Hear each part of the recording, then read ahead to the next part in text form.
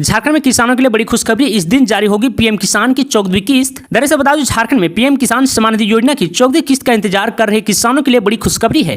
प्रधानमंत्री किसान सम्मान निधि योजना की 14वीं किस्त जल्द ही जारी हो सकती है। मिली जानकारी के अनुसार 28 जुलाई को करोड़ों किसानों के बैंक खाते में 2,000 रुपए की राशि ट्रांसफर की जाएगी।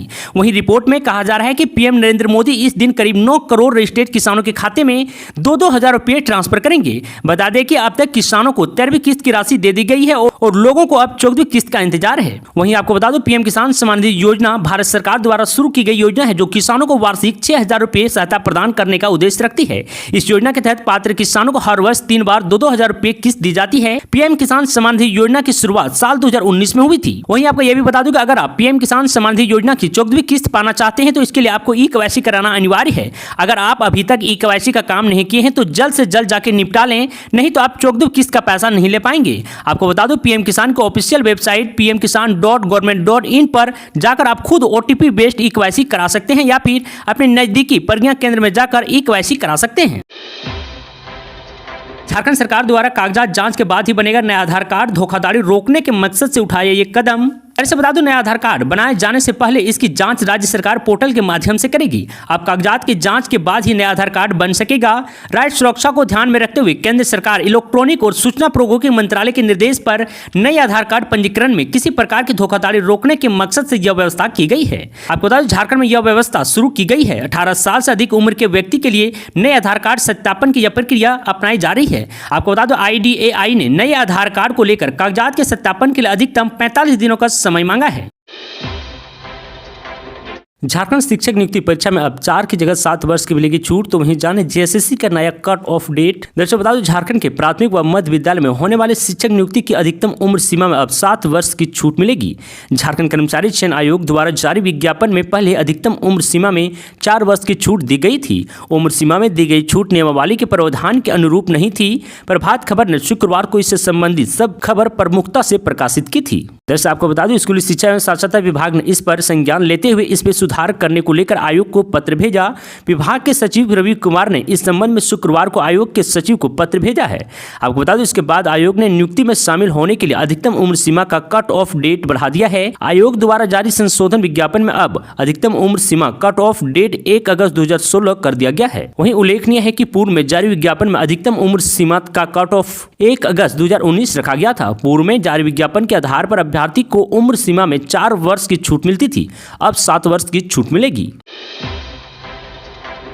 जमशेदपुर के 30 स्कूल होंगे अपग्रेड, आदर्श विद्यालय बनेंगे +2। दरअसल बता दूं, पूर्वी सिंहभूम जिले के 30 स्कूलों को अपग्रेड किया जाएगा। इनमें जिले में संचालित 19 आदर्श विद्यालय ऐसे हैं जो वर्तमान में मध्य विद्यालय है, उन्हें अपग्रेड कर हाई स्कूल में रहा जाएगा।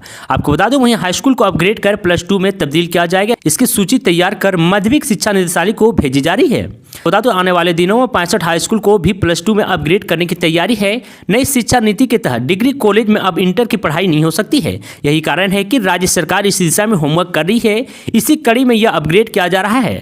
आपको बता दो, आने वाले दिनों में सभी आदर्श विद्यालय को +2 स्कूल में तब्दील किए जाने की तैयारी है। आपको बता दो, पिछले साल जिला शिक्षा स्थापना समिति की बैठक से अनुमोदन के बाद 20 स्कूलों को अपग्रेड करने का प्रस्ताव माध्यमिक शिक्षा निदेशालय को भेजा गया था। हालांकि अब तक इस मामले में कोई कार्रवाई नहीं हुई है। इस बार स्कूली शिक्षा एवं साक्षरता विभाग ने फाइल मंगवाई है ताकि अगले साल इंटर में एडमिशन लेने में विद्यार्थी को परेशानी न हो। मणिपुर घटना पर इरफान अंसारी का जामताड़ा में विरोध प्रदर्शन। कहा, प्रधानमंत्री मोदी को पद में रहने का कोई अधिकार नहीं। वैसे बता दो, मणिपुर में हुई घटना ने पूरे देश को शर्मसार किया है। जिस प्रकार भाजपा के शासनकाल में आदिवासी महिलाओं को निर्वस्त्र कर घुमाया गया है एवं उनका बलात्कार किया गया है, उसे किसी भी सूरत में बर्दाश्त नहीं किया जा सकता है। भाजपा सरकार समय समय पर आदिवासियों को अपमानित करने का काम करती है। उक्त बातें विधायक इरफान अंसारी ने मणिपुर में घटित घटना के खिलाफ जामताड़ा में पैदल मार्च कर विरोध प्रदर्शन के दौरान कहा।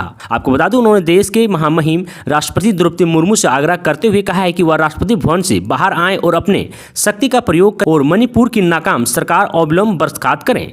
आपको बता दूं, जातीय हिंसा और आदिवासी महिलाओं के अपमान रोकने के नाकाम प्रधानमंत्री मोदी को अपने पद पर रहने का कोई अधिकार नहीं है। प्रधानमंत्री को अविलंब अपने पद से इस्तीफा दे देना चाहिए। झारखंड में 27 जुलाई तक कहीं कहीं गरज के साथ बारिश के आसार। दरअसल बता दो झारखंड में 27 जुलाई तक बारिश की संभावना है। मौसम वैज्ञानिक ने अपने पूर्वानुमान में बताया है कि 27 जुलाई को राज्य में कहीं कहीं गरज के साथ हल्के से मध्य दर्ज की बारिश की संभावना है। आपको बता दो धनबाद, गिरिडीह, गुमला, जामताड़ा एवं रामगढ़ जिले में कुछ भागों में गरज के साथ बारिश की संभावना है।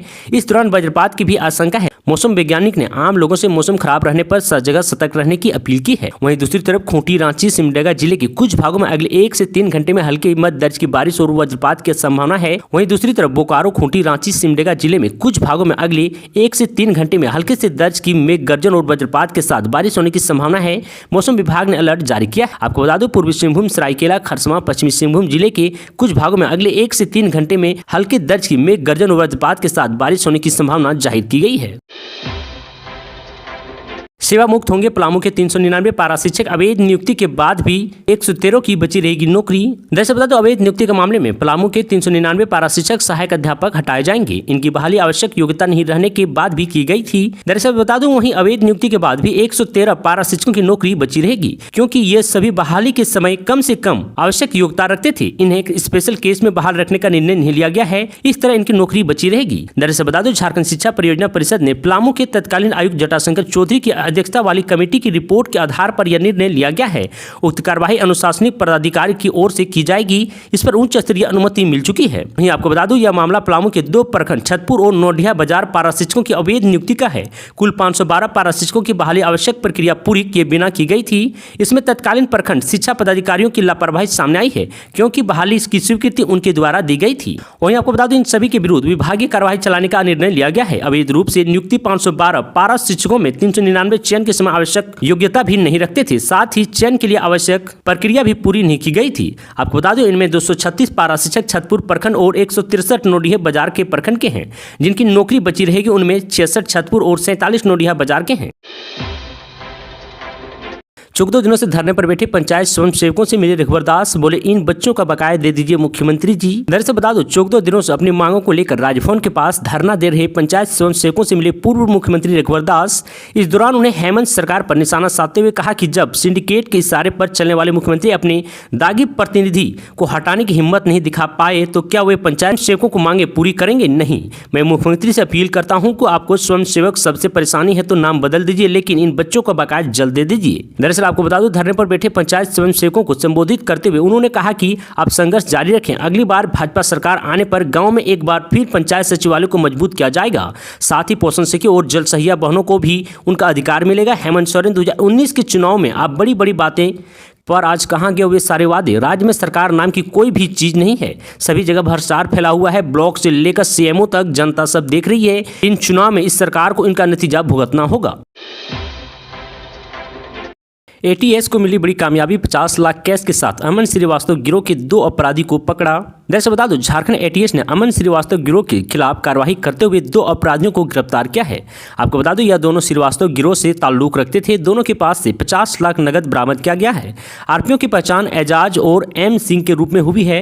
दोनों से एटीएस की पूछताछ जारी है। एटीएस यह जानने में जुटी हुई है कि किन लोगों से रंगदारी के रूप में पैसे वसूले गए हैं। जानकारी के अनुसार एटीएस की टीम को यह सूचना मिली थी कि रांची के एक बड़े कारोबारी से अमन श्रीवास्तव गिरोह के 2 अपराधी एजाज और एम सिंह लगातार मिल रहे हैं। जानकारी मिलने के बाद एटीएस की टीम चौकन्नी हो गई और दोनों अपराधियों पर नजर रखना शुरू कर दिया। आखिरकार रांची के गुप्त स्थान पर दोनों अपराधी बड़े कारोबारी से पैसे लेने पहुंचे और पैसे लेकर वहां से कांके रोड होते हुए कठोरिया की तरफ जाने लगे। आपको बता दूं एटीएस की तरफ से राजधानी के बाहर जाने वाले सभी रास्तों पर नजर रखी जा रही थी। जब एटीएस के अफसरों को यह जानकारी मिली कि दोनों अपराधी पिठोरिया होते हुए पतरातुर या रामगढ़ जाएंगे, तब उन्हें कांके पिठोरिया के बीच में ही पकड़ने की तैयारी शुरू कर दी गई। एटीएस की घेराबंदी काम आई और कांके पिठोरिया सड़क पर एजाज एक जगह एटीएस के द्वारा बनावटी जाम लगाकर अपराधियों को दबोच लिया गया।